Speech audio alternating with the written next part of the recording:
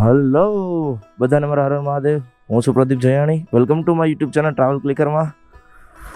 આજે છે 12 જ્યોતિર્લિંગ અને 4 ધામનો સેકન્ડ ડે. ભાઈ આજ રાત્રે કહો ને ખરેખર બહુ જ મસ્ત નીંદર રહી. આજ વહેલો સૂઈ ગયો હતો ને નિરાતે ઉઠ્યો ને અત્યારે વાગ્યા છે 4:52 એટલે 5 વાગ્યા છે. બહુ જ મસ્ત નીંદર રહી. અને આજનો રૂટ આપણો બહુ એટલો બધો નથી લાંબો, ટૂંકો જ રૂટ છે. અહીંયાથી સાવરકુંડલા અને સાવરકુંડલાથી પરબધામ. આજનું ડેસ્ટિનેશન આપણું પરબધામ છે. ને એની પહેલા આપણે જવાનું છે ગીર સ્વામીના ગઢડા. સુરત વાળી બધી બસો ભેગી થઈ ગઈ છે, જોઈ લો તમે એક પછી એક.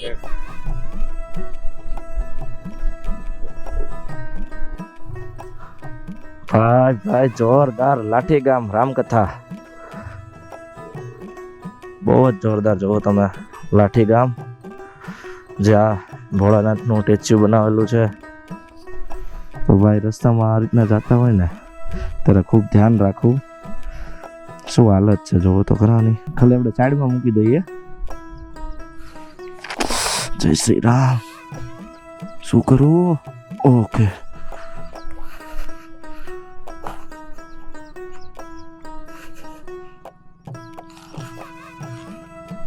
સાવરકુંડલા મારું ગામ. ભાઈ હું મૂળ સાવરકુંડલાનો જાણી છું. સાવરકુંડલા બહુ ઓછો થાય કારણ કે અમારે અહીંયા પ્રોપર્ટી નથી, કાંઈ 0 પ્રોપર્ટી છે ગામની અંદર અમારી. અને આવવાનું કઈ એટલું બધું હોય નહીં, પ્રસંગ પાત આવવાનું હોય. વાહ મારી નાવલી નદી, વાહ પાણી ન કપ્યો જોગીદાસ ખુમાણ ને એવું બધું સાંભળેલું છે. હાલ મારા ગામની અંદર મોખરા દાદા હનુમાનજીનું મંદિર આવેલું છે. ત્યાં હું, મારા બંને બાપુજી અને ત્રણેય અત્યારે હનુમાનજી અને ત્યાં કાળ ભૈરવ છે, એમના દર્શન કરવા આવ્યા છીએ. અહીંયાથી દર્શન કરીને પછી હું ખોડિયાર માતાજી, અમારા કુળદેવી આશ્રી ખોડલ, ત્યાં અને અમારા સુરાપુરા દાદા એવા વીરા દાદા ત્યાં દર્શન કરીશ. અને અહીંયાથી હું ડાયરેક્ટ પરબધામ જઈશ.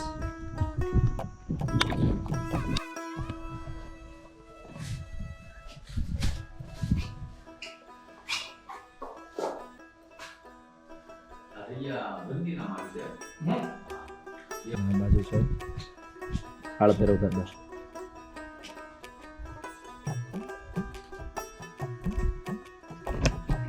એવું કહેવામાં આવે કે હનુમાનજી અને કાળ ભૈરવ બંને સાથે બેઠા હોય ને બહુ જ ઓછા મંદિર છે. તો મને એટલી ખુશી છે કે મારા ગામની અંદર આ મંદિર છે કે જ્યાં હનુમાનજી અને કાળ ભૈરવ બંને એક સાથે બેઠેલા છે. હાલ અત્યારે હું અને આ મારા બાપુનો છોકરો છે ગૌતમ, અમે બંને જાય છે અત્યારે અમારા સુરાપુરા દાદા એવા વીરા દાદાના દર્શન કરવા.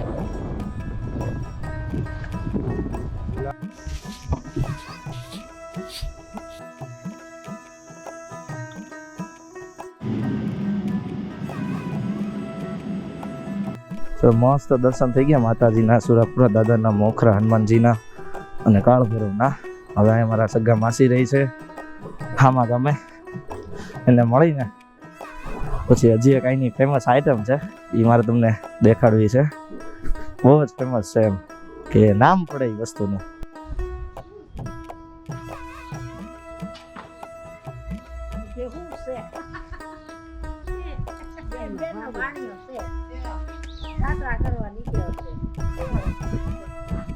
ઝંડો ઝંડો હું અત્યારે તમને મૂકી દો, બસ બાંધી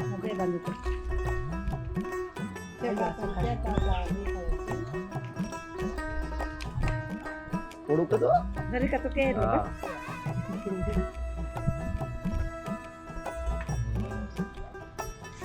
બહુ ખાટું.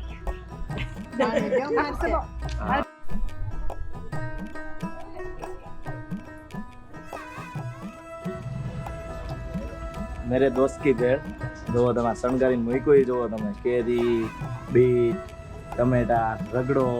ભાઈ કેવી મજા આવે અહીંયા? કેટલા ટાઈમથી આવો છો?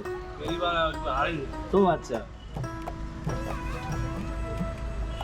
જોવો તમે ચટણીની આમ જોવો વેરાયટી જોવો. 3 ચટણી તો મને દેખાય છે, તૈયાર જ રાખે. બહુ ફેમસ છે. ટ્રાફિક એટલી હોય છે, હું ઘણી વખત અહીંયા આવેલો છું.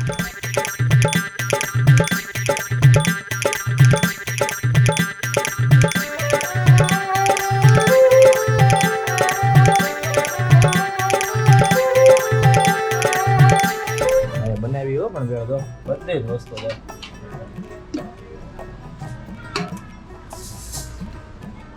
જ્યારે બી સાવરકુંડલા આવો ને ત્યારે અહીંયા વિઝિટ કરજો. કેટલાય ગામના લોકો અને સુરતથી કે રાજકોટથી સ્પેશિયલ સાવરકુંડલા છે ને ભેળ ખાવા માટે અને મસાલાપુરી ખાવા માટે લોકો અહીંયા આવે છે. ખોટી વાત કહું છું? ના સાચી વાત, એકદમ સાચી વાત. હા, બહુ વર્ષો જૂનો બધાનો અનુભવ એક્સપિરિયન્સ છે. સુરત વાળાને, અમદાવાદ વાળાને, રાજકોટ વાળાને, હા, મોટા સિટી વાળા, વડોદરા વાળા સ્પેશિયલ ભેળ ખાવા આવે. હા.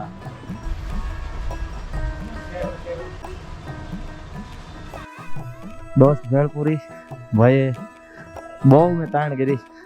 રૂપિયા તો ન લીધા, બટ હારોહાર મને છે ને 2 બોટલ પાણીના આપી દીધા અને કે હજી કંઈ તમારે જોતું હોય તો બોલો, કે ગામમાંથી લાવીને આપો. મારા ગામની અંદર છે ને લોખંડનો ધંધો મેન, બીજું હટાણું. હવે તો હટાણા મોસ્ટ ઓફ જતા રહ્યા. પેલા હટાણું બધું મતલબમાં કે કઈ બી વસ્તુ જોતી હોય ને આજુબાજુના 100-200 ગામ લગી તો એ સાવરકુંડલામાં આવવું પડતું. અને હજી લોખંડનો ધંધો છે.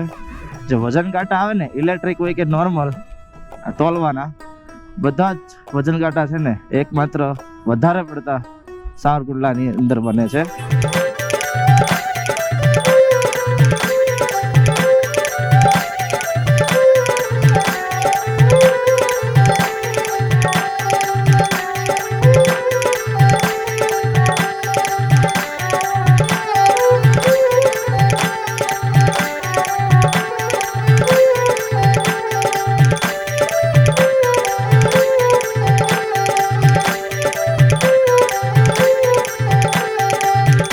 આજે ઘેટા જતાની જે ફિલિંગ છે મને તો ગુજરાતમાં મળી, પણ આ ફિલિંગ જે લદ્દાખમાં મળે ને એ ફિલિંગ તો અલગ જ છે.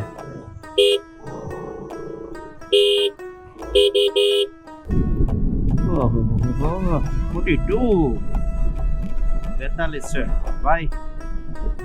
ગોપ્રોમાં દેખાવું બહુ મુશ્કેલ છે, પણ હું જે નજરે જોઉં છું, મને ઘંટિયાણ ગામ છું અને મને ગિરનાર પર્વતના આમ ચોખ્ખા દર્શન થાય છે, આમ ચોખ્ખો દેખાય છે.